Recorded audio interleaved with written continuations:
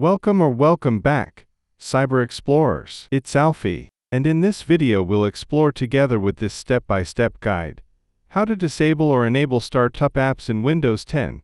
So without further ado, let's get right into it. Method 1. From Windows Settings. Press the Windows key plus I shortcut to open Settings. Select Apps and then click on Startup. Toggle off or on any apps or programs that you don't want to start automatically on startup.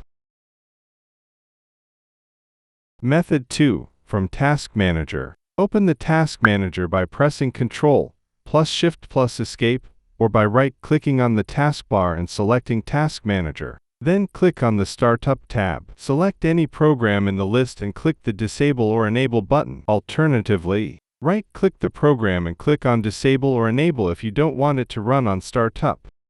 And that's it for today. If you found this video helpful, please give it a thumbs up, consider subscribing, and don't forget to activate the notification bell so you won't miss out on any new uploads. Thank you for watching, and I can't wait to share more with you. So, until next time, see you later.